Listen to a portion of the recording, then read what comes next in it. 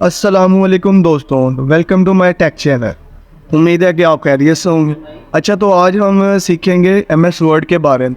सबसे पहले आपको एमएस वर्ड का बेसिक नॉलेज दे दूं कि एमएस वर्ड होता क्या है या उसमें कौन कौन सी चीज़ें होती हैं। बेसिकली एमएस वर्ड में काफ़ी चीज़ें टाइप की जाती हैं या काफ़ी चीज़ें डिज़ाइन की जाती हैं, वो बंदे की अपनी एबिलिटीज़ पे होता है। तो सबसे पहले अगर आप ये ऊपर देखें तो यहाँ पे आ जाता है हमारे, ये जहाँ पे लिखा हुआ है file, form, insert, page layout. तो इनको हम कहते हैं वर्ड की ज़ुबान में मेन्यू बार।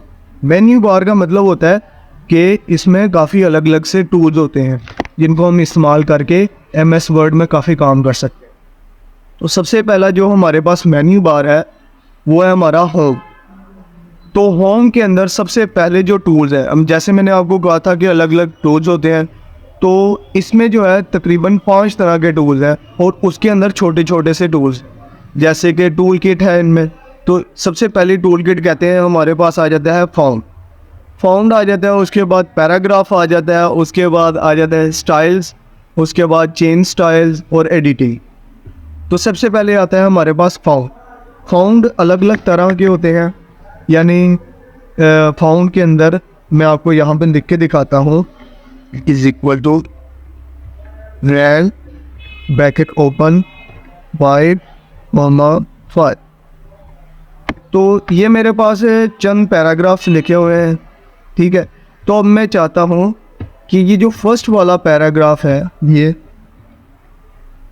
इसकी राइटिंग स्टाइल्स अलग हो, यानी इसका राइटिंग अलग हो जाए, यानी जो नीचे लिखे हुए हैं पैराग्राफ वैसी राइटिंग ना हो, अलग तरह की, यानी मैं अपनी मर्ज़ी से राइटिंग रखना चाहता हूँ। तो सबसे पहले हम आ जाएंगे फाउंड स्टाइल्स। फाउंड स्टाइल्स में हमें काफ़ी तरह के स्टाइल्स मिल जाते हैं, जिसमें बोल्ड है, इटैलिक है, उसके बाद सिंबल लैंग्वेज है। तो आप अपनी मर्ज़ी से कोई भी स्टाइल्स रख सकते हैं। जैसे फर्ज करें मैंने पहले पैराग्राफ का ये स्टाइल रखा है, उसके बाद दूसरे पैराग्राफ का अब मैं रख देता हूँ स्टाइल सिंबॉलिक स्टाइल्स रख देता हूँ। इसी तरह से आप अपनी मर्ज़ी के स्टाइल्स रख सकते हैं और इन्हीं स्टाइल से काफ़ी लोगोस भी डिज़ाइन होते हैं और काफ़ी क्या कहते हैं चीज़ें डिज़ाइन की जा सकती हैं इसमें। उसके बाद आ जाता है हमारे पास फाउंड का फॉर्मेट। ये देखें, अगर यहाँ पे आप क्लिक करके रखेंगे तो यहाँ पे ये देखें एक लफ्ज़ आ रहा है फाउंड साइज़।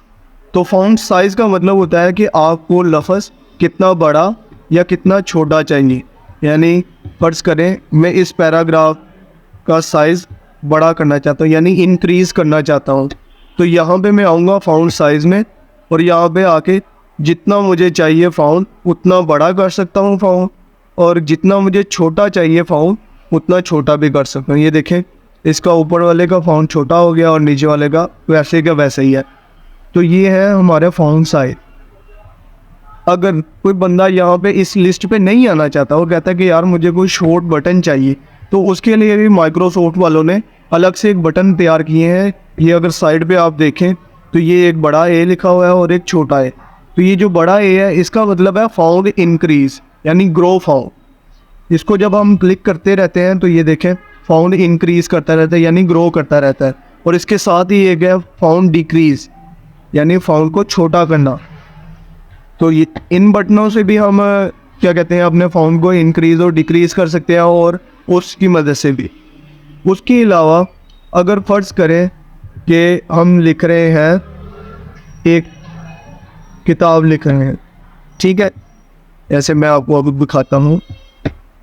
यानी फ़र्ज़ करें हम लिख रहे हैं रेड ब्रैकेट ओपन, हमें पैराग्राफ चाहिए 6 पैराग्राफ चाहिए, कितने लाइनों का, 20 लाइनों। तो एंटर करते हैं तो ये हमारे पास एक यानी बुक की तरह का ही फॉर्म्स आ गए। तो अब मैं चाहता हूँ कि इसमें जो है ये देखें, अगर आप देखें तो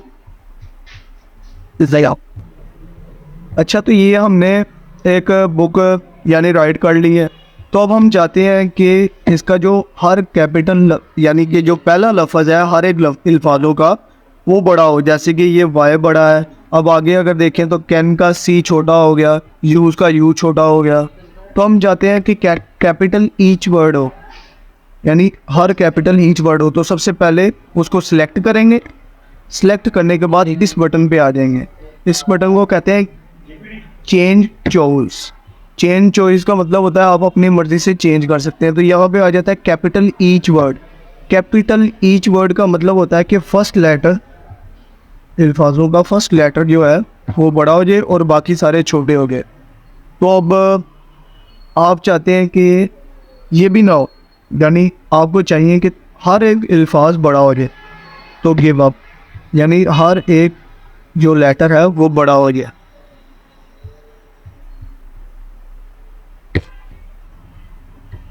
उसके अलावा अगर आप चाहते हैं कि ये भी ना हो, मुझे वही चीज़ चाहिए जो मैंने शुरू में करनी थी, यानी सिंपल वर्डिंग लिखनी है, तो उसके लिए आप दबाएंगे कंट्रोल ए। कंट्रोल ए होता है सिलेक्शन के लिए, तो कंट्रोल ए। और यहाँ पे अगर आप आ जाएं तो यहाँ पे एक बटन उन्होंने दिया हुआ है क्लियर फॉर्मेटिंग का। तो इसको जब आप क्लिक करते हैं तो आपके जितने भी फाउंड है, जितने भी इफेक्ट है, वो सारे क्लियर होके बिल्कुल पहले की हालत में आ जाते हैं। इसको हम कहते हैं क्लियर फॉर्मेटिंग। ओके, शुक्रिया दोस्तों वीडियो वॉच करने के लिए। Thank you for watching. More than subscribe and like and comment.